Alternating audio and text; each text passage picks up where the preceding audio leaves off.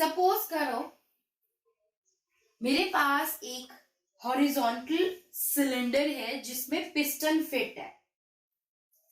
Suppose कुछ ऐसा।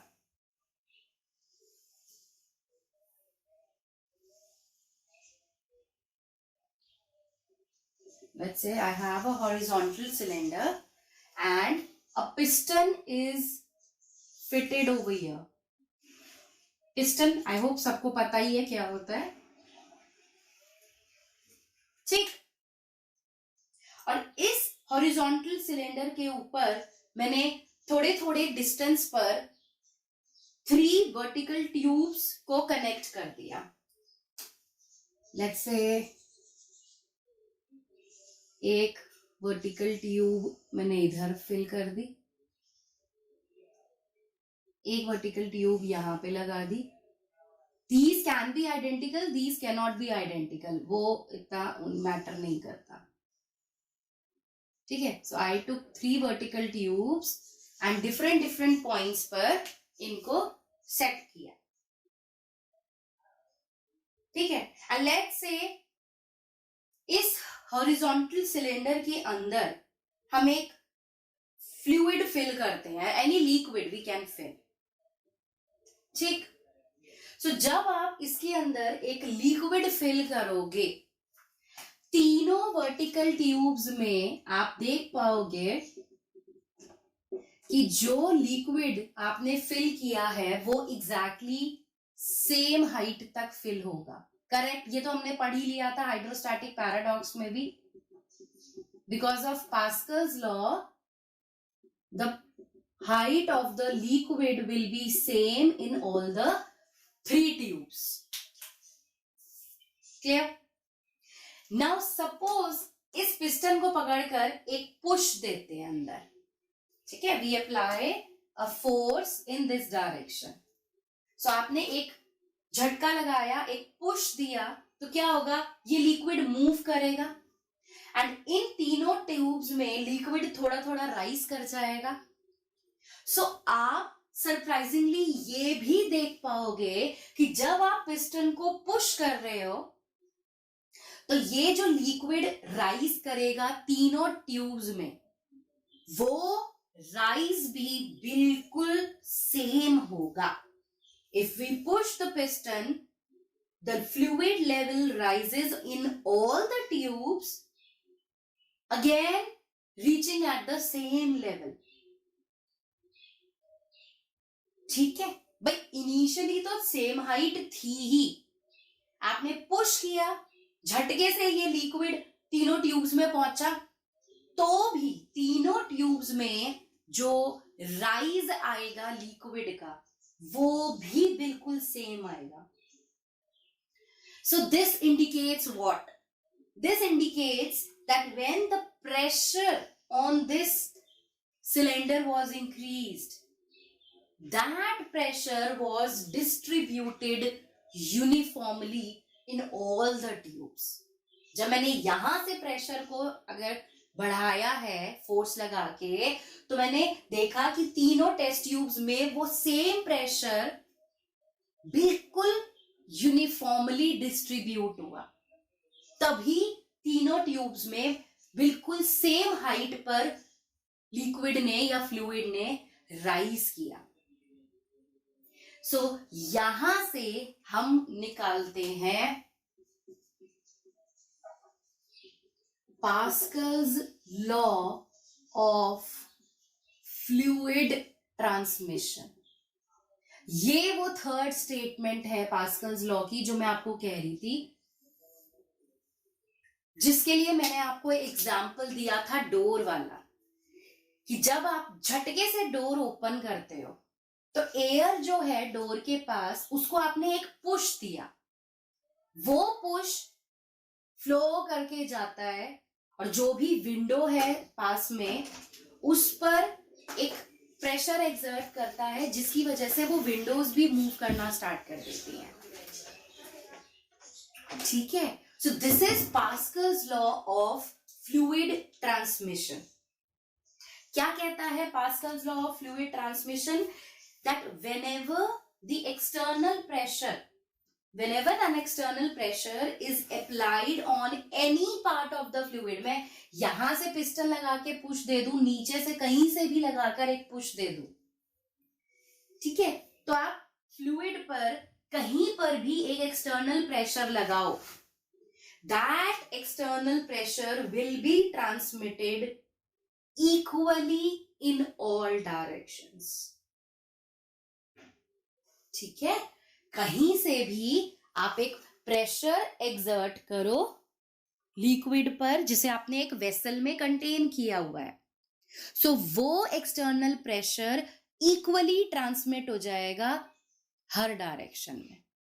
On the board, Pascal's law for transmission of fluid pressure, it states that whenever external pressure is applied on any part of a fluid contained in a vessel, it is transmitted undiminished and equally in all directions. ठीक है, जब भी आप एक fluid पर किसी भी एक पार्ट पर एक पोर्शन पे प्रेशर एक्सर्ट करते हो, and that fluid has to be at rest. Okay, so जब भी आप एक प्रेशर एक्सर्ट करते हो तो एग्जैक्टली वही प्रेशर हर डायरेक्शन में ट्रांसमिट होता है, ठीक. एंड इसकी जो एप्लीकेशंस हैं वो है hydraulic lift and hydraulic breaks. अब ये होते क्या है ये मैं आपको अभी वन बाय वन समझाती हूँ. नाउ फर्स्ट एप्लीकेशन है hydraulic lift. Now hydraulic word जो है, hydraulic means something related to fluid, तो एक ऐसी लिफ्ट जिसमें फ्लूइड की हेल्प ली जाए, ठीक है, उसे हम हाइड्रोलिक लिफ्ट कहते हैं. हाइड्रोलिक लिफ्ट में होता क्या है, देखो एक इस तरीके का सेटअप होता है.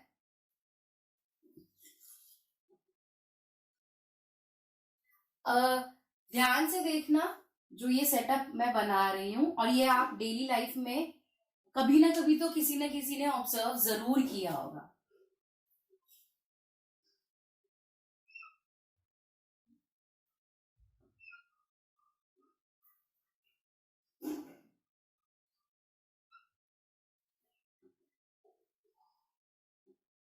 देखिए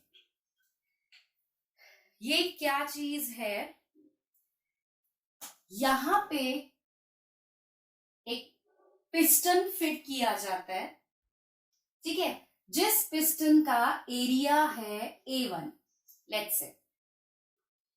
यहां पे भी एक बड़ा सा एक सपोर्ट होता है, ठीक है, there is a big support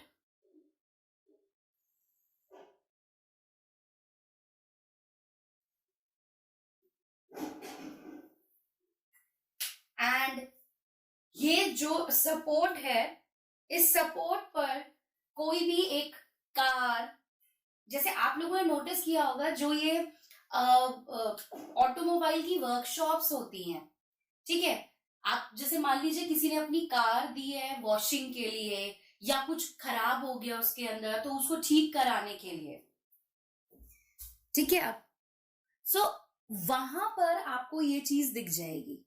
अब मैं जब समझाऊंगी तो आपको पता चल जाएगा कि अच्छा मैम ये चीज कहना चाह रही हैं. सपोज यहां पर एक कार है, ठीक है, कार हमने यहां रखी है एंड ये जो एक ह्यूज सा आपको सिस्टम नजर आ रहा है, दिस कंटेन्स अ फ्लूइड. इसके अंदर ये पूरा फ्लूइड से फिल है,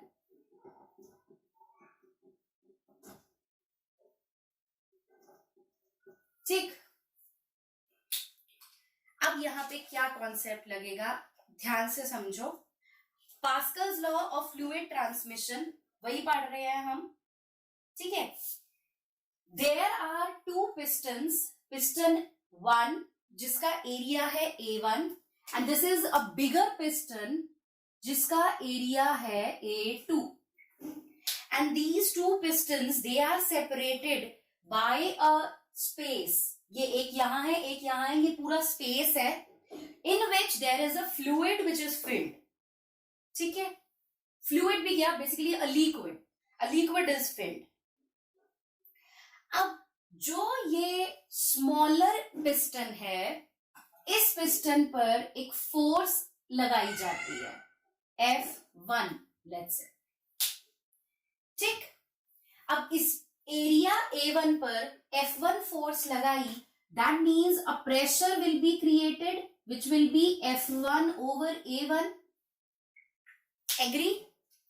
There will be a pressure. Now, from Pascal's law of transmission of fluid pressure, ये जो P प्रेशर यहां पर जनरेट हुआ, ये प्रेशर अब पूरा ट्रांसमिट होगा हर डायरेक्शन में, सब तरफ ये ट्रांसमिट होना स्टार्ट कर देगा एंड हर डायरेक्शन में इक्वली ट्रांसमिट होगा. करेक्ट? तो ये P प्रेशर सेम यहां पे पहुंचा इस पिस्टन पर. करेक्ट? सो अब P प्रेशर इस A2 एरिया वाले पिस्टन पे पहुंचा, तो अब क्या करेगा ये प्रेशर, एक फोर्स एक्सर्ट करेगा.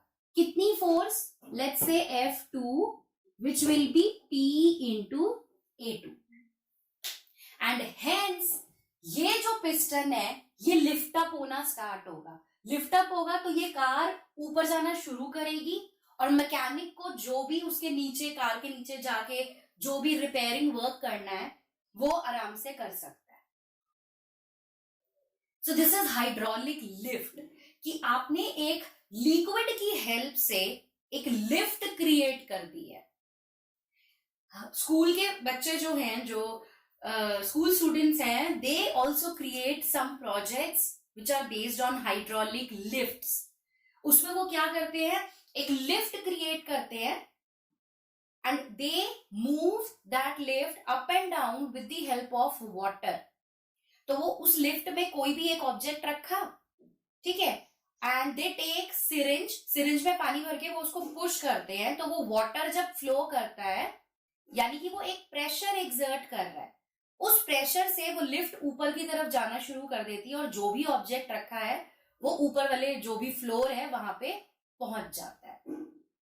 इवन हाइड्रोलिक क्रेन में भी यही चीज होती है. एक क्रेन है, ठीक है, उसमें एक लिक्विड फिल किया जाता है और उसकी हेल्प से जो भी हैवी ऑब्जेक्ट्स हैं उनको लिफ्ट अप किया जाता है. हर हाइड्रोलिक मशीन का ये ही सेटअप होगा. There will be 2 different areas. Smaller area पे फोर्स लगाओ, प्रेशर क्रिएट होगा, वो प्रेशर लार्जर एरिया पे जाके लगेगा और एक लिफ्ट क्रिएट कर देगा. ठीक है, समझ आया? हाँ जी, यहां से ये जो प्रेशर निकाला F1 by A1 ये यहां पुट कर दो. So this becomes F1 into A2 by A1. ये जो फैक्टर है A2 by A1 यानी कि जो अप्लाइड फोर्स थी उससे इस फैक्टर को आप मल्टीप्लाई कर दो, उतनी फोर्स ये प्रेशर यहां क्रिएट कर देगा. सो ये जो फैक्टर है ना A2 by A1, this is called as mechanical advantage. So इस मैकेनिकल एडवांटेज को बड़े ध्यान से बनाया जाता है कि दोनों एरियाज को किस हिसाब से रखा जाए कि जो F2 फोर्स प्रोड्यूस हो रही है वो ज्यादा हो. ऐसा ना हो कि F2 फोर्स कम है तो वो कार को लिफ्ट अप ही ना कर पाए. ठीक है, so this is being done carefully by the help of engineers. They do the setup properly. इसी तरीके से हाइड्रोलिक ब्रेक्स जो होते हैं, ठीक है, हाइड्रोलिक ब्रेक्स मतलब आप कार चला रहे हो, ब्रेक लगाते हो, कार रुकती है, ऐसा थोड़ी ना कार चलती चली जाती है. सो जो ब्रेक्स लग रहे हैं वो भी इसी pascal law of transmission of fluid pressure पर ही काम करता है। कैसे काम कर रहा है आपको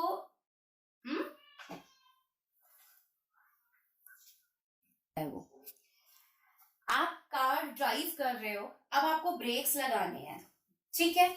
तो आप जो पेडल है, ब्रेक पेडल है, उस पर आप अपने फुट से एक फोर्स लगाते हो, ठीक।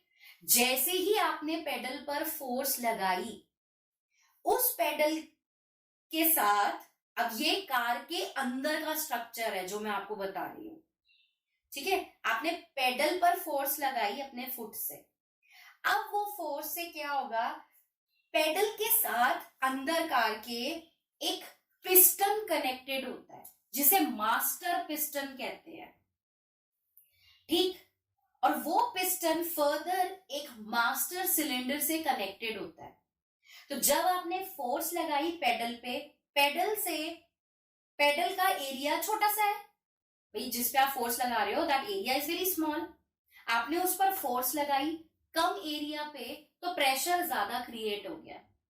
अब वो प्रेशर जो क्रिएट हुआ पेडल से गया पिस्टन पे, पिस्टन से जाएगा सिलेंडर पे, ठीक। और वहां से वो प्रेशर इक्वली ट्रांसमिट होना स्टार्ट हो जाएगा हर डायरेक्शन में। अब जो लिक्विड कार में यूज किया जाता है वो है ब्रेक ऑयल। ये वर्ड सबने सुना है, ब्रेक ऑयल, है ना। कैसे कई बार होता है यार ब्रेक्स बड़े हार्ड हो गए हैं, तो ब्रेक ऑयल की कुछ दिक्कत होगी, एड्स भी आते हैं, धोनी भी ऐड करता है उसका, राइट।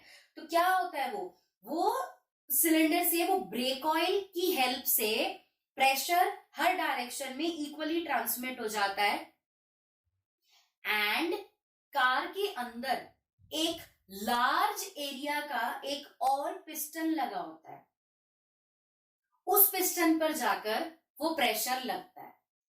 पिस्टन पे वो प्रेशर लगते ही जो कार के व्हील्स के साथ ब्रेक शूज अटैच्ड होते हैं, ब्रेक शूज मतलब जो ब्रेक लगाने में मदद करेंगे, उन पर फिर वो प्रेशर लगता है और ब्रेक्स लग जाते हैं। समझ आया?